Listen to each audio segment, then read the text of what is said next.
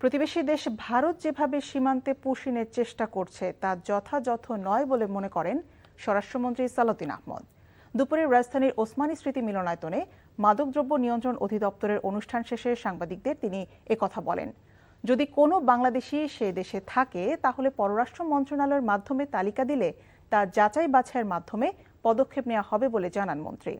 সাবেক আইজিপি বেনজির আহমেদ প্রসঙ্গে তিনি বলেন, দুবাই সরকারকে নথিপত্র পাঠানো হয়েছে, তবে দেশটি এই বিষয়ে নতুন কোনো তথ্য দেয়নি।